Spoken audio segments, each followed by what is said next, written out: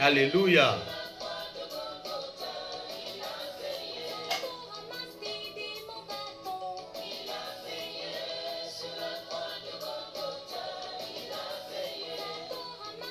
Prends tes bagages. Alléluia. Bâton. Oh.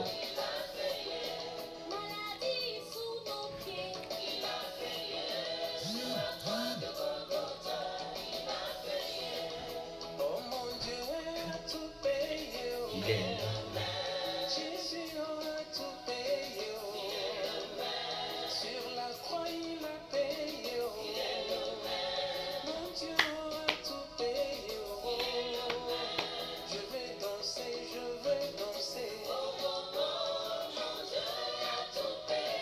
Il est le maître.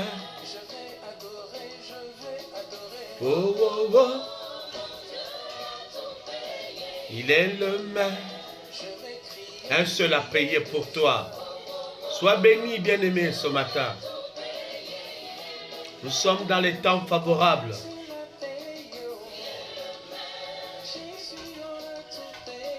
Il est le maître. Il est le maître.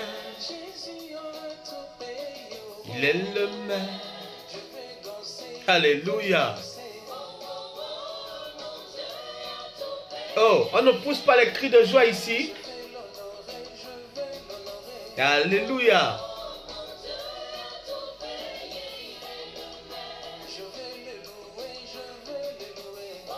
Femme, on ne pousse pas les cris de joie. Alléluia. Amen. Il est le maître. Il est le maître. Il est le maître. Alléluia. Il est le maître. Oh, oh, oh. A tout payé, il est le maître. Oh, oh, oh. A tout payé, il est le maître. Il est le maître. Il est le maître.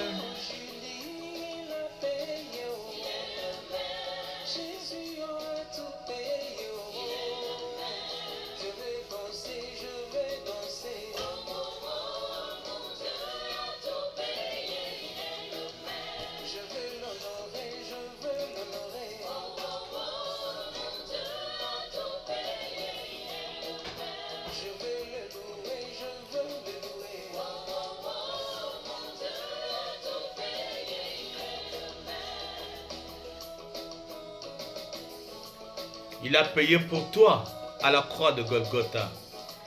Oh, je t'apporte encore une bonne nouvelle ce matin, dans les temps favorables. Il est tellement puissant, notre Dieu. Alléluia. Il a payé. Il a payé. Il a payé. Il a payé.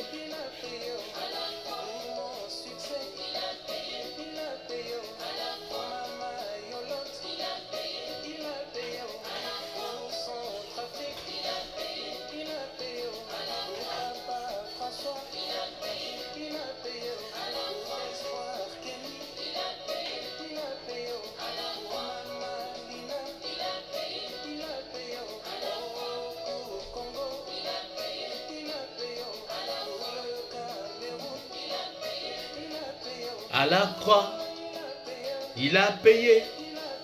À la croix.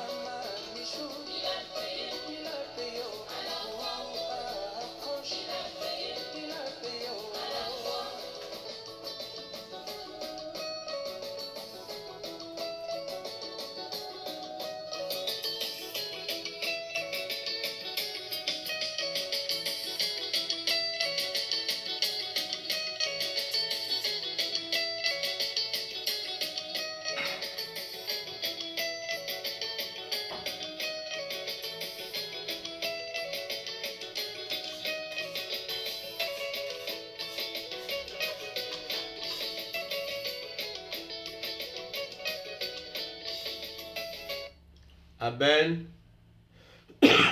Que Dieu nous bénisse ce matin. Amen. Nous sommes dans les temps favorables. Et j'ai l'immense joie de nous retrouver dans la présence de Dieu. Amen. Ce matin, nous allons partager un thème, un tout petit sous-thème qui va nous permettre de comprendre un petit peu les temps que nous vivons aujourd'hui. Et donc, pour cela, nous allons voir, nous allons essayer de comprendre certaines choses, en fait, que Dieu a pu faire dans notre vie. Amen. Hein? Et c'est très important. Pour cela, je rends d'abord grâce à Dieu pour vos vies. Et je rends grâce à Dieu pour tout ce qu'il fait dans la vie de tout un chacun. Il faut savoir qu'aujourd'hui, nous sommes dans ce qu'on appelle les derniers temps. Et dans les derniers temps, il va se passer beaucoup de choses. Nous les vivons déjà et nous le voyons autour de nous. Dieu avait déjà prédit ces choses à venir. Amen. Mais ce matin, je voulais t'encourager, toi, Église. Je voulais t'encourager, toi, frères et sœurs, mère, père, qui avez jusqu'à ce jour gardé la foi en Dieu. Vous qui croyez à ce retour de Jésus-Christ, il est vrai que, vu les circonstances, vu les temps, vu les difficultés auxquelles nous faisons face, il est probable que Christ revienne à tout moment. La Bible dit qu'au son de la trompette, alléluia, au son de la trompette, amen, nous entendrons sa voix, l'Église entendra sa voix. Et aujourd'hui, nous devons plus que jamais redoubler d'efforts et de vigilance.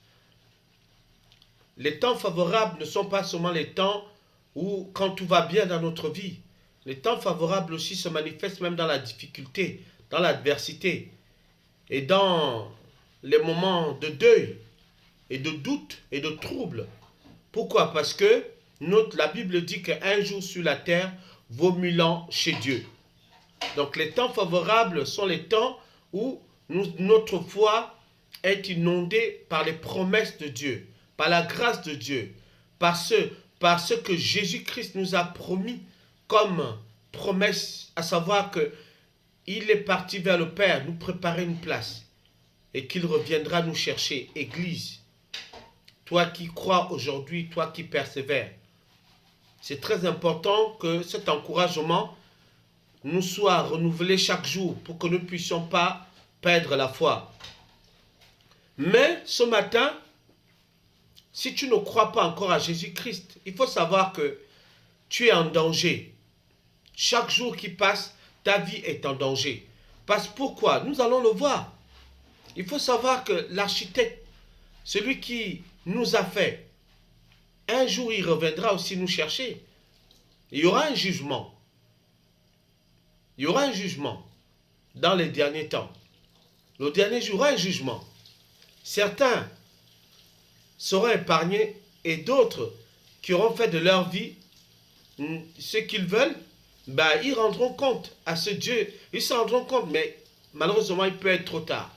Alors, pendant que nous avons encore le souffle de vie, pendant que nous avons encore cette faculté de pouvoir réfléchir, de nous examiner et de pouvoir nous poser des bonnes questions, et de pouvoir nous orienter vers la vérité, car c'est ce qui nous importe encore ce matin, la vérité.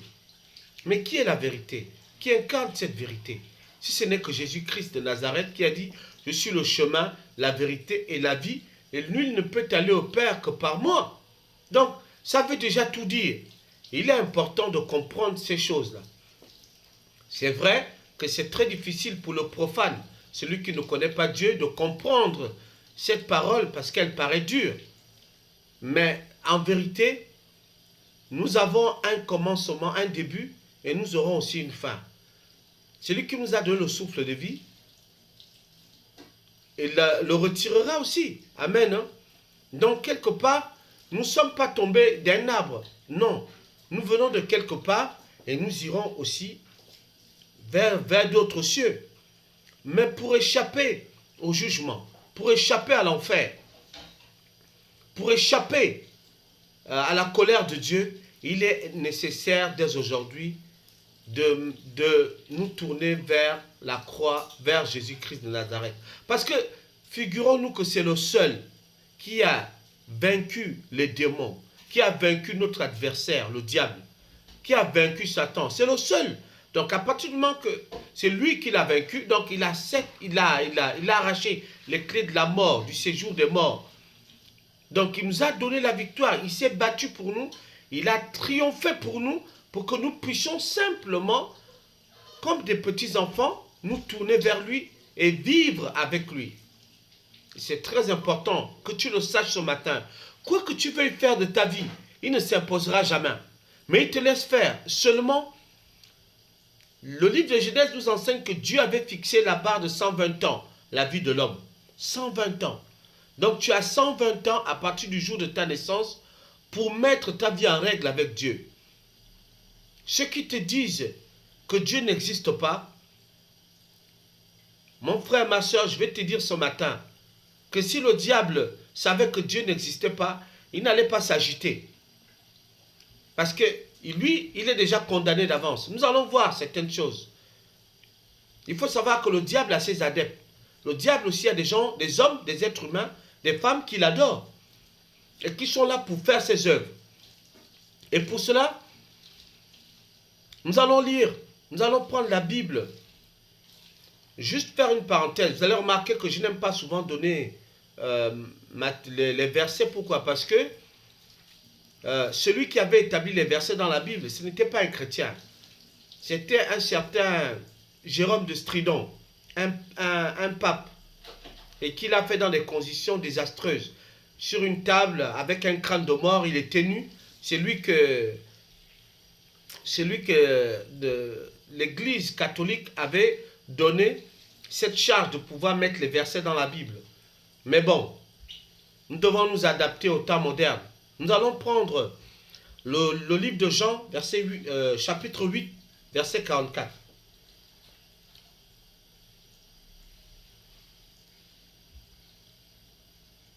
Jean 8, 44.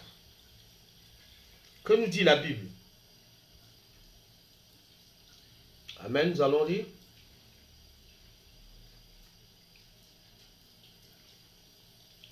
Voilà. Là, il se pose une question. Là, il se passe quelque chose, une scène assez inédite. Ce peuple avait déjà passé du temps avec Jésus-Christ de Nazareth. Ils voyaient tout ce qu'il faisait. Ils ont vu des miracles, ils ont vu des prodiges, ils ont entendu parler de lui. Mais ils avaient encore l'intelligence obscurcie. Amen. Hein? Ils avaient des difficultés à comprendre ce qui se passait. Mais pour autant, ils avaient le cœur dur, comme ce qui se passe dans notre temps. Vous avez des gens qui repoussent la parole de Dieu. Des gens qui refusent la parole de Dieu. Quand tu refuses la parole de Dieu, c'est Dieu que tu refuses. C'est Christ que tu repousses. Alors Jean, chapitre 8, verset 44, va nous apprendre cela. Jésus répond à ce peuple. Déjà au verset, nous allons remonter un petit peu. Nous allons lire, pardon.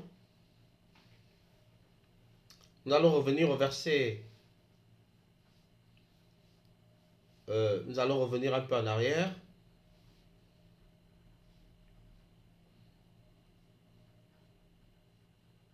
Voilà, au verset 37, il est écrit, « Je sais que vous êtes la postérité d'Abraham, mais vous cherchez à me faire mourir parce que ma parole ne pénètre pas en vous. » Déjà, le premier constat que Christ va faire vis-à-vis de ce peuple.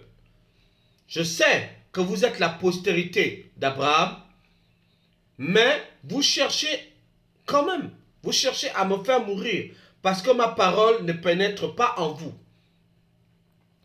Nous sommes encore aujourd'hui dans les mêmes temps, les mêmes circonstances. Vous avez des gens qui sont de la postérité d'Abraham, des enfants d'Abraham, mais quand même, au fond d'eux, ils ne croient pas que Jésus-Christ est venu sur terre mourir pour leurs péchés. Amen. Hein? Pourquoi? À cause de le Dieu de ce siècle qui a aveuglé leur intelligence, à cause de leur tradition, à cause du péché qui obscurcit, qui a endurci leur cœur. Amen. Hein? Pourquoi? Parce que la parole de Dieu avait du mal à trouver une place dans leur cœur. Et ça, c'est très grave. Le premier constat que Christ va faire. Nous continuons au verset 38. Je dis ce que j'ai vu chez mon Père. Et vous faites ce que vous avez entendu de la part de votre Père. Vous voyez? Et il va faire une deuxième remarque à ce peuple. Il va déjà marquer une différence. Il va leur dire, moi, je fais ce que j'ai vu chez mon Père. Et vous faites ce que vous avez entendu de la part de votre Père. Là, ça devient différent. Amen. Hein? C'est très important. Il est en train de faire une distinction entre la foi que l'on voit, qui se manifeste avec les œuvres, et la foi que l'on entend, qui émane de la lettre, de la tradition, et qui n'est pas productif. Amen. Hein? Au verset 39, ils lui répondirent, notre Père c'est Abraham. Jésus leur dit, si vous étiez enfant d'Abraham, vous ferez les œuvres d'Abraham. Le peuple va répondre à Christ en disant, notre Père c'est le pasteur tel. Notre Père c'est l'exorciste tel. Notre Père c'est l'église telle. Notre Père c'est monsieur et madame tel. La terre, l'homme. L'autre, leur foi, était basée sur l'homme. Notre Père, il leur dit, notre Père, c'est Abraham. C'est normal. Vous êtes resté attaché à l'homme. Au lieu d'être attaché à celui qui donne la vie éternelle. Mais beaucoup de nos jours sont comme ce peuple, qui vont dans les églises. Là, il ne s'agit pas d'abord des païens. Il s'agit des personnes qui avaient en quelque sorte la foi. Mais ils sont restés focus sur le personnage d'Abraham. C'était une forme d'idolâtrie. C'était une forme d'idolâtrie. Notre père, c'est Abraham. Depuis quand Abraham est devenu le père, était devenu le père, bien qu'il ait été promis d'être le père de la foi, le père d'une multitude, ce n'était qu'une prophétie. Mais ça ne devait pas être quelque chose qui devait incarner la réalité, au point où le peuple allait l'adorer. Et beaucoup d'enfants de Dieu, des chrétiens, sont comme ce peuple-là. Ils vont dans l'église pour vénérer même l'homme de Dieu. Ah non, non, non, je ne peux pas faire ceci sans d'abord appeler mon père le pasteur tel, mon père l'évêque tel, mon père l'apôtre tel a dit ceci. Mais non, bien-aimé, à partir du moment où tu agis comme ça, tu es idolâtre. Tu es attaché à l'homme. C'est pourquoi la parole de Dieu ne pénètre pas dans le cœur de beaucoup de chrétiens et beaucoup d'hommes et de femmes qui croient malgré leur détermination, leur abnégation. Amen. Hein? Mais il va quand même leur dire, si vous étiez enfant d'Abraham, vous ferez les œuvres d'Abraham. Amen. Hein? C'est-à-dire qu'Abraham, qui avait reçu la promesse de Dieu, n'avait rien à voir avec Abraham que ce peuple-là voulait adorer. Ils adoraient l'homme, mais ils n'adoraient pas l'homme de foi. C'est-à-dire que Jésus voulait leur dire que, ok, mais ne vous arrêtez pas seulement à l'apparence de l'homme d'Abraham, mais allez-y, faites aussi les mêmes œuvres qu'il a pu faire par la foi. Abraham était un intercesseur. Abraham marchait avec Dieu. Abraham craignait Dieu. Amen, hein? Au verset 40, il leur dit, mais maintenant, vous cherchez à me faire mourir. Moi, qui vous ai dit la vérité, que j'ai entendue de Dieu, cela Abraham ne l'a point fait. Amen, hein? C'est tout à fait normal.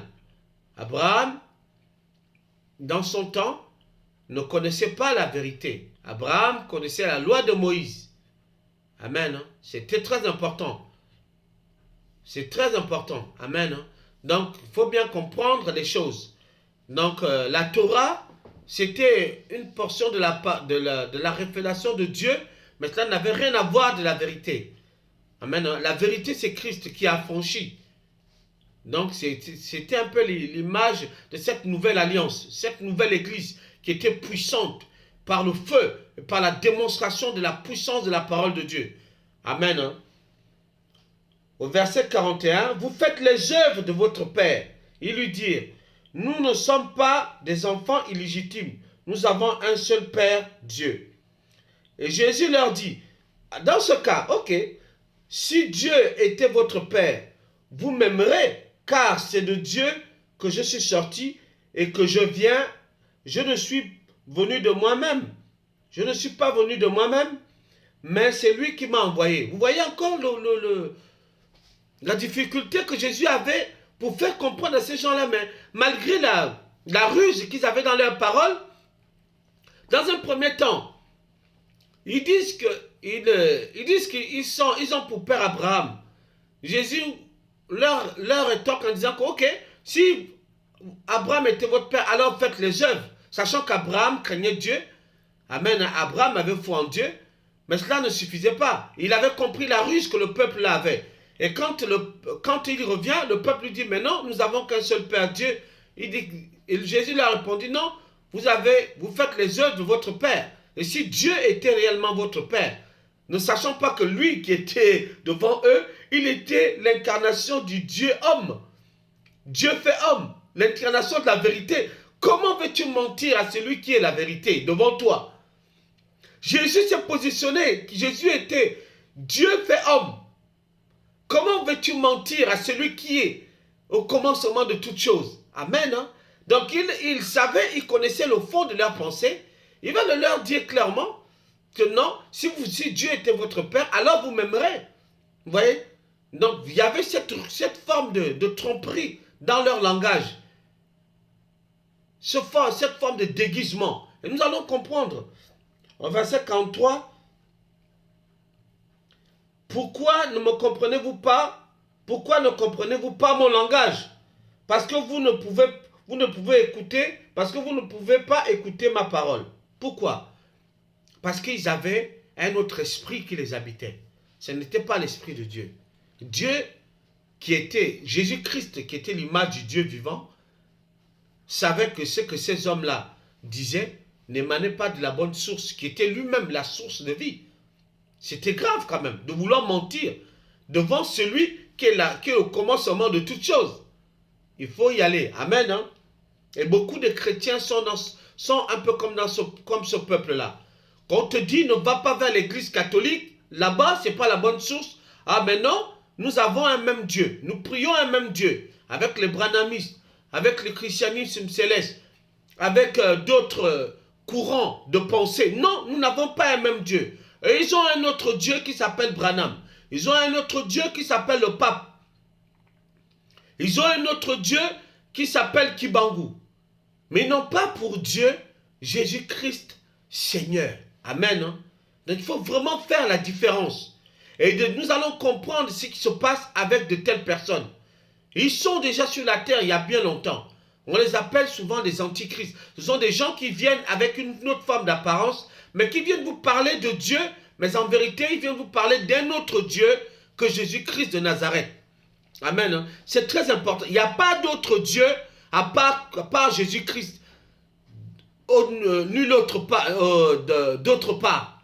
Tu ne peux pas aller dans un temple de Banja, dire que tu vas aller adorer notre Dieu. Tu ne peux pas pratiquer le culte des ancêtres. Ne mange pas ceci, ne regarde pas le chat, ne fais pas ceci, et dire que c'est Dieu qui l'a dit. Non, c'est le culte des ancêtres, et ce culte des ancêtres a une source, c'est le diable. Il faut que tu le saches. Ils ont pour père le diable. Le diable est le père de la multitude de tout ce qui est hors de la parole de Dieu.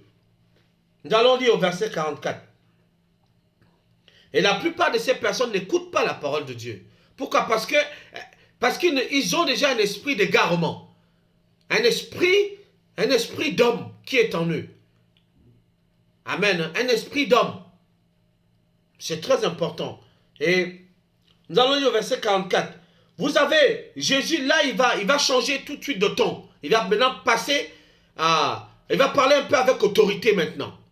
Il va dire, vous avez pour père le diable, verset 44, vous avez pour père le diable. vous voulez accomplir les désirs de votre père. Il a été meurtrier dès le commencement et il ne se tient pas dans la vérité. Parce qu'il n'y a pas de vérité en lui lorsqu'il profère le mensonge. Il parle de son propre fond car il est menteur et le père du mensonge. Vous voyez, ça veut dire que tout ce qui n'est pas de la vérité est mensonge. Alors celui qui ment a pour père le diable. C'est très important et la Bible est claire là-dessus. Toi mon frère, toi ma soeur, toi qui ne connais pas encore Christ, si le mensonge est attaché à ta vie, il faut savoir que tu as pour père le diable. C'est la Bible qui le dit, ce n'est pas moi. Donc il est temps que tu sortes, tu te détaches de cela. La vérité c'est Christ, la vérité c'est comme une lumière. La lumière qui est venue dans le monde, c'est ce qui est en train de se passer là. Il y a une lutte entre la lumière qui est Christ, qui est l'image de Dieu, et les ténèbres qui est ce peuple-là, qui est en train de vouloir présenter à Christ une autre façon de faire les choses. Amen. Hein? Mais ce n'est pas ce qui doit être. Jésus-Christ est venu avec une détermination pour pouvoir apporter la lumière aux hommes. Mais beaucoup refusent souvent cette lumière. Beaucoup refusent d'accepter cette lumière à cause des œuvres de leur père qu'ils pratiquent. Le mensonge. Le mensonge, c'est une des premières tares, c'est une des premières choses que l'on peut détecter chez une personne quand le diable la possède. Amen. Hein? C'est très important de comprendre cela. Alors, au verset 45, il dit, « Et moi, parce que je suis la vérité, vous ne me croyez pas. Et moi, parce que je suis de la vérité, parce que je suis la vérité, vous ne me croyez pas. Qui de vous me convaincra de péché si je dis la vérité? Pourquoi ne me croyez-vous pas? Celui qui est de Dieu écoute les paroles de Dieu. Vous n'écoutez pas parce que vous n'êtes pas de Dieu. » Amen. Hein? Si aujourd'hui, malgré tout ce que tu as entendu, Jésus-Christ est Seigneur, il est allé à la croix, il a accompli les merveilles, il a ouvert les yeux des aveugles, il a guéri les paralytiques. Amen. Il a chassé les démons. Si tu as entendu toutes ces choses-là et que ton cœur est encore endurci, il faut savoir que tu as pour père le diable. Le diable tient ta vie entre tes mains. Et tu me poseras la question, mais comment s'en échapper? C'est tout simple. Viens à Jésus. Accepte-le comme Seigneur et Sauveur dans ta vie. Comme beaucoup de millions de personnes du monde entier sont en train de le faire maintenant. Nous vivons une situation de crise dramatique. Mais il y a eu des précédents. Il y a eu Noé. Il y a eu Sodome et Gomorrhe. Il y en aura d'autres. Mais toi, que fais-tu? Jusqu'à ce jour, tu n'as pas encore pris la décision d'arrêter un peu de vivre, de mener cette vie. Même toi, serviteur de Dieu, toi que Dieu a peut-être appelé à le servir, mais tu t'es égaré en chemin, en allant avec les prophètes de Balaam, en t'alliant avec des personnes qui servent un autre Dieu, qui servent Abraham au lieu de servir Dieu. Tu as aussi aujourd'hui la grâce de revenir à Dieu lui-même. Nous allons comprendre pourquoi nous sommes dans les temps favorables. Les temps favorables nous permettent de nous examiner, nous permettent de pouvoir revenir de tout notre cœur à Dieu. Et c'est très important. Parce que vous voyez, figurons-nous que toi, même que tu sois au plus profond, au fin fond de la terre, l'Éternel permettra que l'évangile vienne à toi. Comme l'évangile vient dans ta maison aujourd'hui. Peut-être par ma voix ou par la voix d'autres personnes. Tu dois savoir faire la différence. Tu as peut-être été déçu par les églises.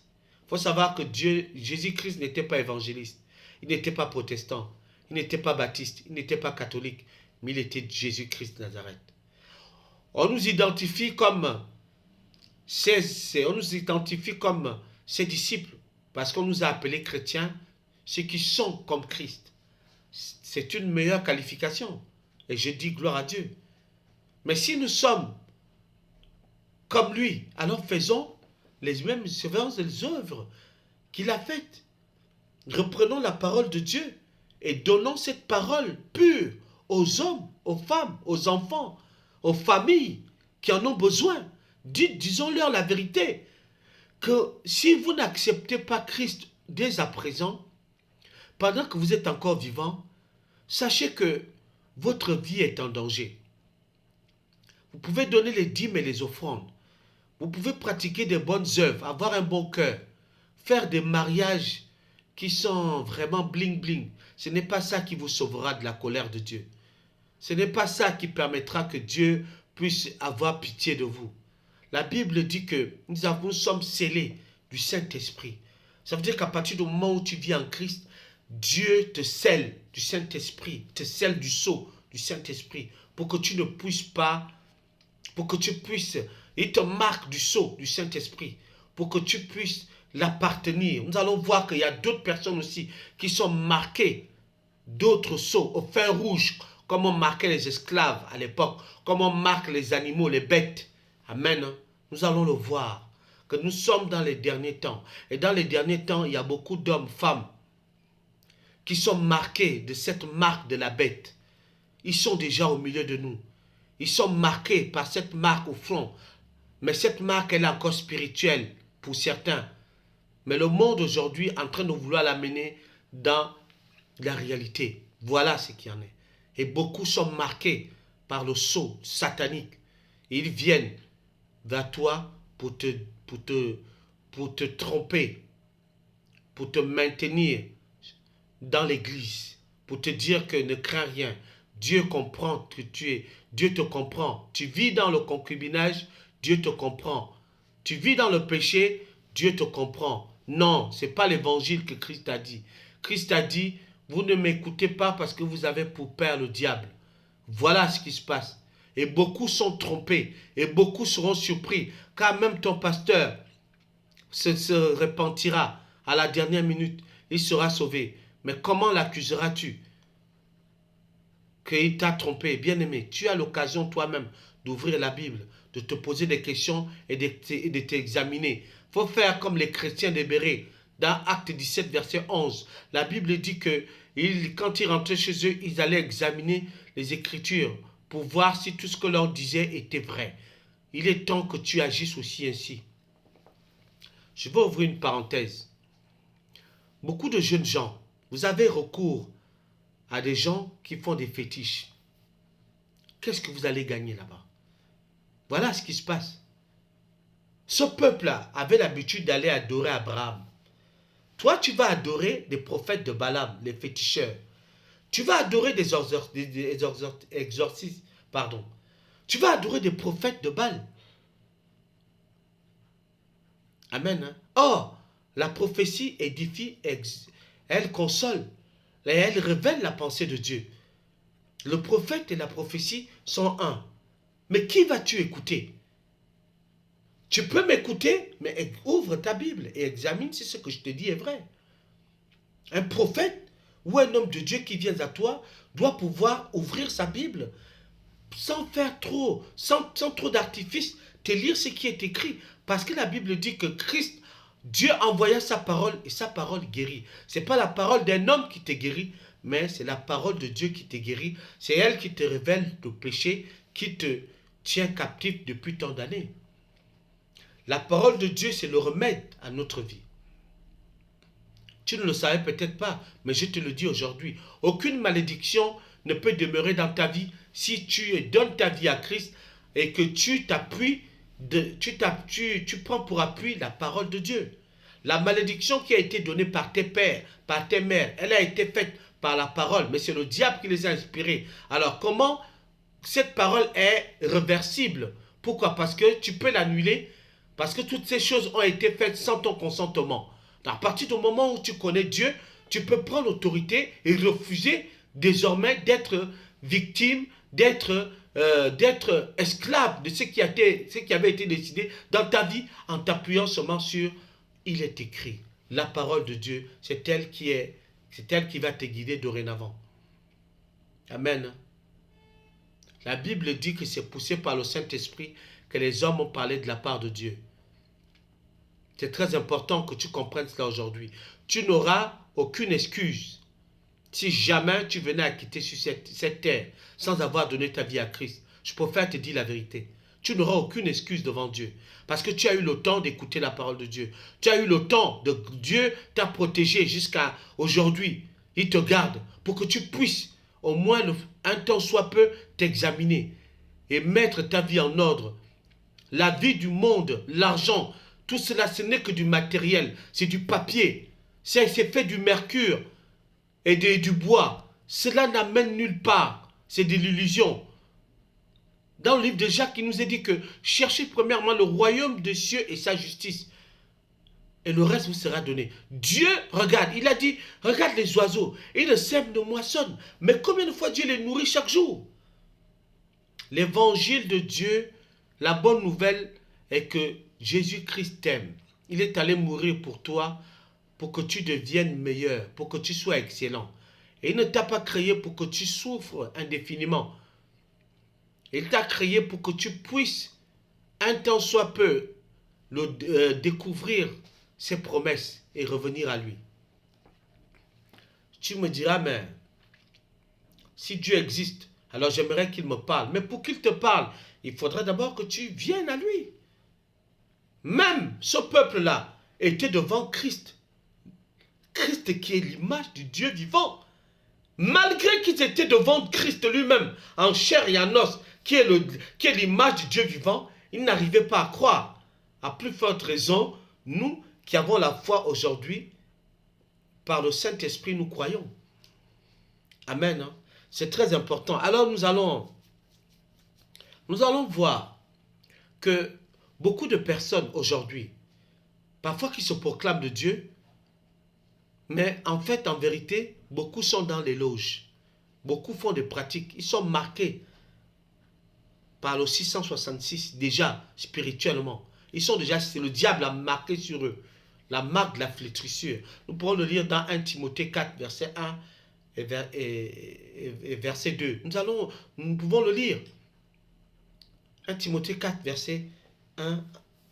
1 Timothée 4, chapitre 1. Amen. Nous allons le lire. Parce qu'il faut que tu comprennes. Tu te poses beaucoup de questions. Tu penses que Dieu ne t'aime pas. Mais laisse-moi te dire que ce n'est pas vrai. 1 Timothée 4. 1. Il est écrit. Mais l'Esprit dit expressément. Dans les derniers temps. Amen. Hein, quelques-uns abandonneront la foi pour s'attacher. S'attacher. Ça veut dire que non pas seulement aimer, non pas seulement marcher, mais s'attacher. S'attacher à des esprits séducteurs, à des doctrines de démons. Amen. Dans les derniers temps. Nous sommes dans les derniers temps. Par l'hypocrisie de faux docteurs portant la marque de la flétrissure dans leur propre conscience, prescrivant de ne pas se marier et de s'abstenir d'aliments que Dieu a créés pour qu'ils soient pris avec action de grâce par ceux qui sont fidèles et qui ont connu la vérité. Voici comment ces gens procèdent. Oh, non, tu n'es pas obligé de te marier. Dieu comprend ta situation. Non. Le fait que tu ne te maries pas, tu vis dans la débauche. Tu vis dans le péché. Et ce n'est pas ce que Dieu a voulu. Dieu a béni Adam et Ève. Il leur a dit, soyez féconds. Mais que cela se passe dans le mariage. Donc le mariage, c'est Dieu qui l'a institué. Mais ces hommes-là vont te dire, non, c'est pas grave, donne ta dîme, malgré ta prostitution.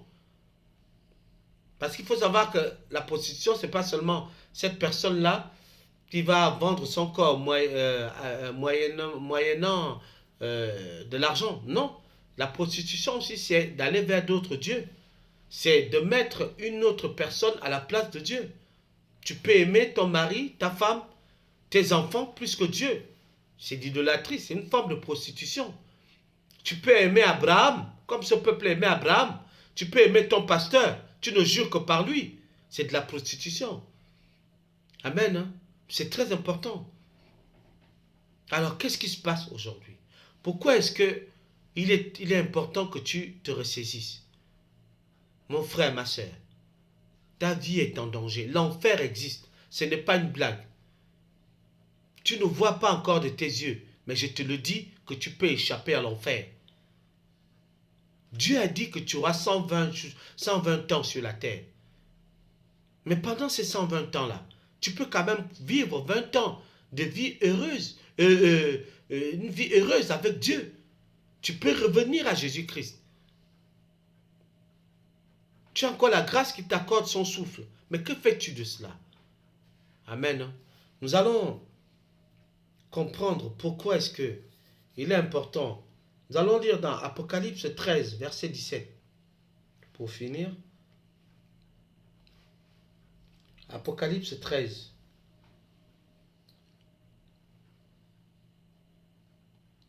Apocalypse 13, verset 17.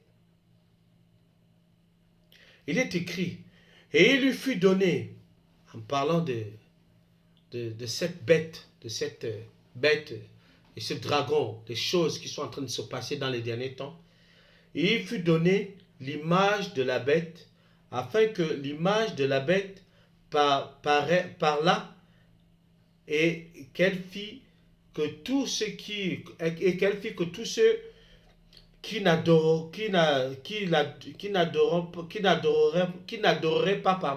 n'adoraient pas l'image de la bête fussent tués. Et elle fit que tous, petits, grands, riches et pauvres, libres et esclaves, reçussent une marque sur leur main droite ou sur leur front, et que personne ne put acheter ni vendre sans avoir la marque, le nom de la bête ou le nombre de son nom. C'est ici la sagesse, que celui qui a de l'intelligence calcule le nombre de la bête, car c'est un nombre d'hommes, et son nombre est 666. Voici là où nous sommes dès aujourd'hui. Le coronavirus a été qu'une simple hypothèse pour permettre aux agents du diable de pouvoir amener maintenant à la réalité le nombre 666. Il faut savoir que 6, c'est le nombre de l'homme. Et là, il y a 3 6. Il y a le premier 6, le nombre de l'homme, qui est l'image de l'antichrist, qui est l'image de l'homme physique, l'antichrist, qui va exécuter la volonté de son père, le diable, qui est l'image du religieux, qui s'est assis, lui qui se dit le vicaire de Christ. Et le troisième qui est le dragon, qui est cet esprit démoniaque, qui agit dans les ténèbres, et qui, le diable lui-même, le Satan lui-même, qui supervise tous ses travaux. Donc quand on dit 666, c'est cette trinité-là, ces 3 entités-là qui agissent ensemble. Voilà ce qui se passe aujourd'hui au travers du vaccin, au travers de la puce qu'on veut nous mettre dans la main droite. Voilà ce qui se passe aujourd'hui. Comment veux-tu échapper à cela? Même si de force, on te met cette puce, mais si tu as donné ta vie à Christ, le Saint-Esprit va annuler l'effet de cette puce dans ta vie parce que tu as été marqué du sceau du Saint-Esprit. Tu pourras y échapper. Daniel et ses compagnons, ils avaient refusé de fléchir devant le Dieu de Nebuchadnezzar. Qu'est-ce qui s'est passé? On leur a envoyé dans la fournaise, mais ils n'ont pas été brûlés. Parce que Christ était avec eux. Christ sera avec toi dans ces temps favorables. Pour nous, ce sont des temps favorables. Malgré la pandémie, ce sont des temps favorables parce que nous avons Christ avec nous. Il est dans notre barque. Il est avec nous. Toi qui crois, toi qui continues de croire, toi qui continues d'espérer, il est avec nous. Amen.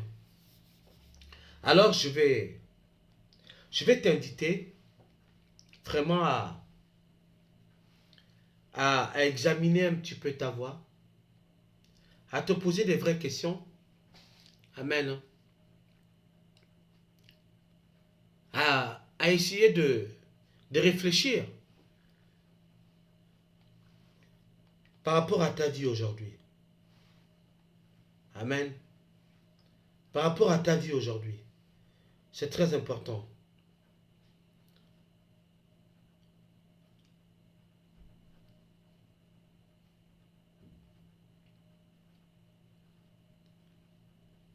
Par rapport à ta vie aujourd'hui, que veux-tu faire? Christ te permet aujourd'hui de pouvoir te racheter. Christ te permet aujourd'hui de pouvoir revenir à lui. Il te dit, viens à moi, mon enfant. J'ai tout fait pour toi. Amen. C'est très important. Si vous connaissez, vous pouvez chanter. Je pense que vous connaissez d'ailleurs. Il faut que aujourd'hui, tu peux prendre la décision de changer. Jésus t'aime. Il ne t'a jamais abandonné. Mais comprends aujourd'hui que ta vie est en danger. Peut-être que tu veux t'appuyer sur un homme ou une femme. Peut-être parce qu'on t'a dit, tu as entendu des prophéties dans ta vie que tu seras ce, tu seras cela. Mais tu peux mourir entre-temps. Sans même avoir réalisé cela. Qu'attends-tu aujourd'hui de franchir le cap? Bien-aimé, peut-être que tu te dis que moi je suis catholique, ça me suffit, mais je te le dis, l'enfer existe. Il y a beaucoup de papes qui y sont déjà. Jean-Paul II et les autres sont partis là-bas. Tous ceux qui n'ont pas donné leur vie à Christ là, sont là-bas. Parce qu'il y a deux endroits, il y a le sein d'Abraham, le repos. Ceux qui sont dans le sein d'Abraham, lorsque Christ reviendra, les morts en Christ seront ressuscités. Eux, ils ont la certitude d'être ressuscités. Mais ceux qui sont déjà, et ceux qui sont de l'autre côté là, dans le séjour des morts, ils sont déjà en prison là-bas. Et il y a beaucoup qui y sont. Ils attendent le jugement. Tu es là-bas aussi, tu veux y aller?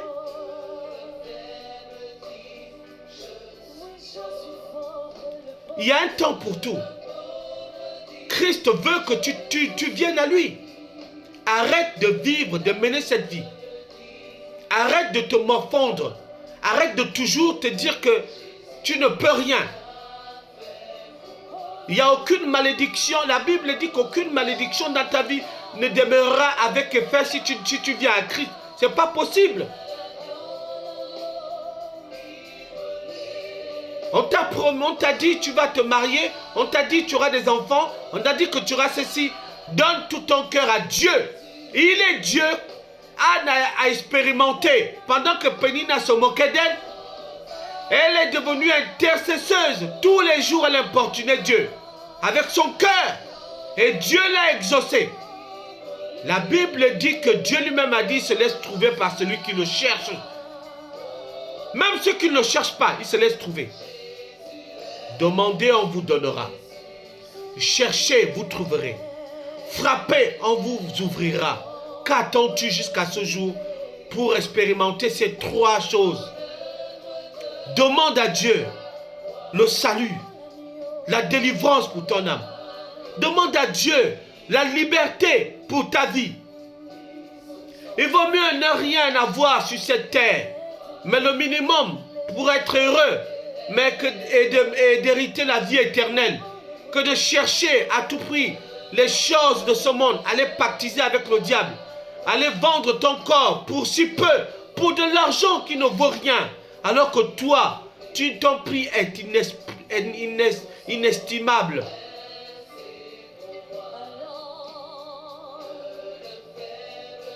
Jésus a estimé le prix de ta vie, de ton âme, au travers de la sienne, à la croix. Lui qui était saint, lui qui n'avait pas péché.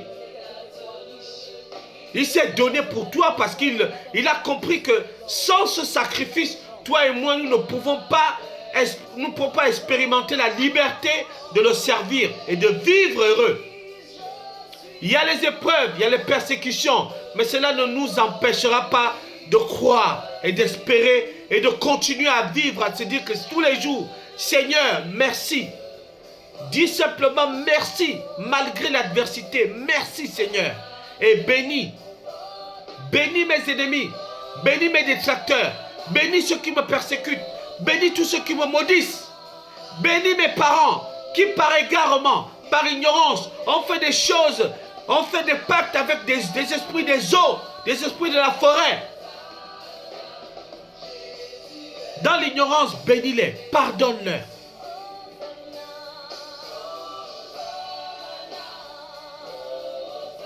Jésus t'aime. Oh, tu as l'occasion aujourd'hui. Arrête d'écouter la musique profane.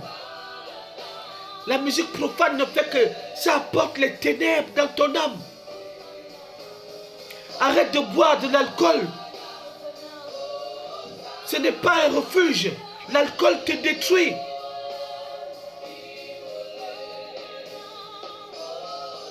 Arrête de te droguer. Arrête de croire que parce que tu as fait un bon mariage, que tu seras sauvé, mais tu te trompes. Le salut, ce n'est pas le mariage, ce n'est pas les enfants, ce n'est pas le travail, la belle vie, les voitures, ce n'est pas ça le salut. Le salut, c'est Christ, la vie éternelle. Combien d'hommes en prenant au moins des antidépresseurs, combien d'hommes la nuit à cause de la peur.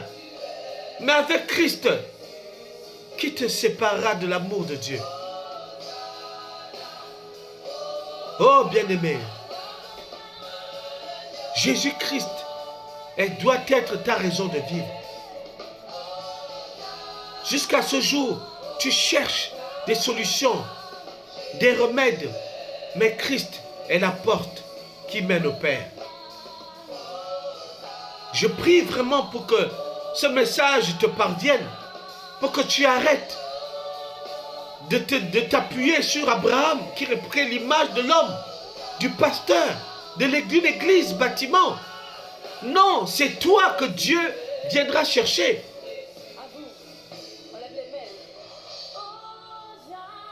Amen. Hein? Chante Hosanna. Hosanna, ça veut dire que tu es libre. Reconnais que tu es libre aujourd'hui. Chante Hosanna pour dire Seigneur, verse les larmes sur les pieds du Christ. Seigneur, j'ai longtemps erré. Chante Hosanna du fond de ton cœur en disant que Seigneur, mon cœur ne te connaissait pas. Viens détacher les chaînes avec lesquelles j'ai été enchaîné par les démons, par les sorciers de ma famille. Viens briser cela. Je vais être libre. Amen. Hein? La liberté, c'est Christ. La Bible dit que si Christ t'a franchi, tu ne seras pas libre. Non, tu ne seras jamais libre. On n'est pas sauvé par les œuvres, mais par la foi qui amène les œuvres. Et là, celui qui donne la foi, c'est Christ. Nous sommes dans les derniers temps, les temps favorables. N'arrête d'aller vendre ton âme pour si peu. Arrête, tu es précieux aux yeux de Dieu. Derrière la difficulté, il y a le miracle. Derrière les épreuves, il y a la joie. Mais Jésus te dit, résiste. Résiste-le, il va fuir. Mais ne résiste pas avec tes forces. Résiste-le par la louange. Car ils l'ont vaincu à cause de la parole de leur témoignage et du sang de Christ. Il est vivant. Il est ressuscité. Il n'est pas mort. Jésus n'est plus à la croix. Alors si tu as le crucifix dans ta maison, jette cela, car c'est de l'abomination. Alléluia. Alléluia. Que Dieu vous bénisse. Que Dieu vous bénisse. Parce que je crois que tu es vraiment la personne la plus merveilleuse que Dieu a créée.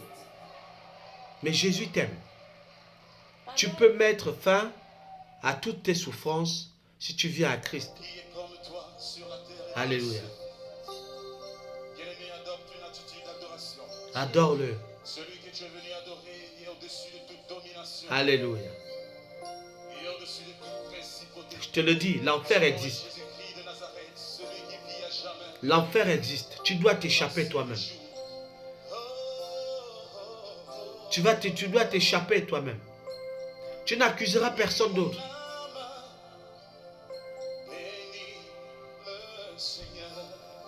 Accroche-toi. Jésus-Christ est la solution à ta vie. Si tu vis une relation illicite qui ne te produit rien,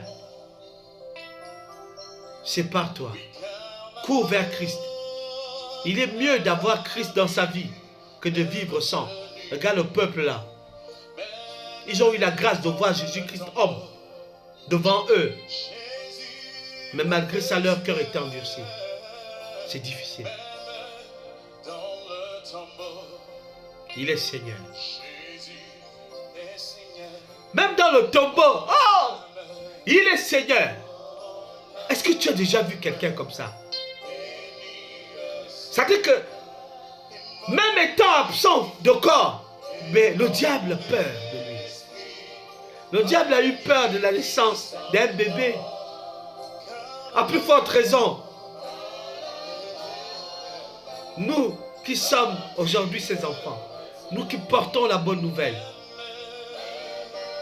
à partir du moment où tu viens à lui, tu n'es plus marqué par l'ennemi. Parce qu'il faut savoir que si tu n'as pas Christ dans ta vie, l'ennemi t'a marqué. Il t'a marqué, tu as une marque sur toi, une marque d'appartenance. Il y a beaucoup qui portent les cordes sur les reins, qui portent les cordes au niveau des chevilles. Ce sont des marques d'appartenance, des tatouages. Le diable t'a marqué. Voilà pourquoi beaucoup vont vers Abraham. Ils n'ont pas compris qu'Abraham lui-même craignait Dieu. Arrête d'aller vers Abraham. Va d'abord vers Jésus-Christ. Il est devant toi.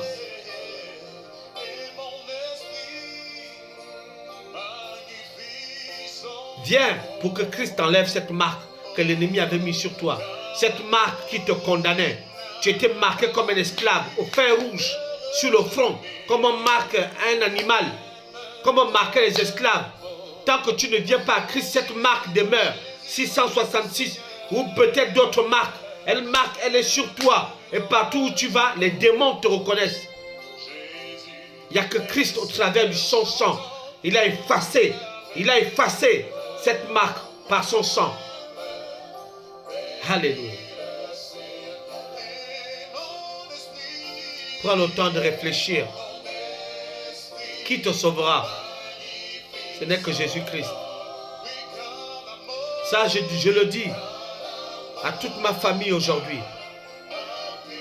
Si vous ne donnez pas votre vie à Christ, vous savez ce qui vous attend.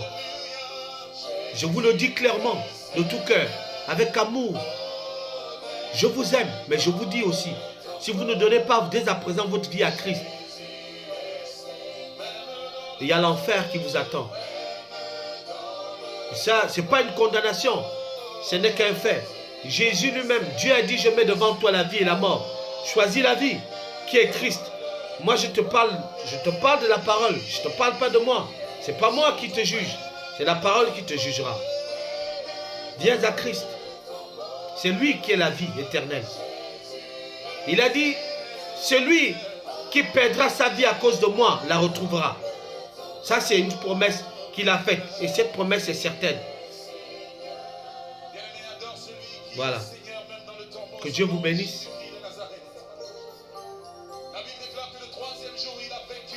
Amen.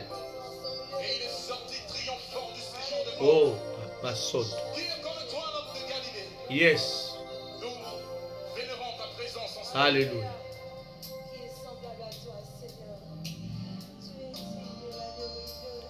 Il est le seul vrai Dieu. Il est le seul et unique Dieu. Prie avec moi, Père. Père, j'ai besoin de toi. Père, ton nom est celui que j'ai besoin dans ma vie. Oh, j'ai besoin que tu mettes une fin à mes souffrances, à mes doutes. Oh, j'ai besoin du Saint-Esprit. Oh, tu es Seigneur dans ma vie. Amen. Alléluia. Alléluia. Que Dieu vous bénisse. J'étais très heureux de partager ce moment avec vous. Et je prie que cette parole pénètre votre cœur. Et qu'elle ne reste pas en surface. qu'elle pénètre votre cœur, que vous-même vous puissiez examiner si tout ce que je vous ai dit est écrit dans la Bible. C'est à cela que Dieu nous appelle aujourd'hui. Nous ne devons pas seulement écouter et croire sans avoir vérifié. Amen. Il n'est plus au tombeau, il est ressuscité. Il n'est plus bébé pour le célébrer un 24 décembre. Il n'est plus sur la croix. Il est descendu de la croix, il est ressuscité. Alléluia. Et puisqu'il est ressuscité, donc il est vivant. Il est avec toi, dans ta maison, dans ton travail. Il te connaît. Il connaît ton adresse, connaît ton nom. Amen. Il ne t'a jamais abandonné. Il est Seigneur. Sois béni, mon bien-aimé. Tu peux essuyer tes larmes au pied de la croix, au pied de Jésus, pardon. Il n'est plus au tombeau, c'est terminé. Si ta vie avait été cachée dans la forêt ou dans une tombe ou dans un village, mais lorsque tu viens à Christ, tu ressuscites avec lui. Alléluia. Il est Seigneur. Il est le roi des rois. Sois béni. Alléluia. Sois béni. Que Dieu vous bénisse. Et je vous souhaite de passer une agréable journée. Amen.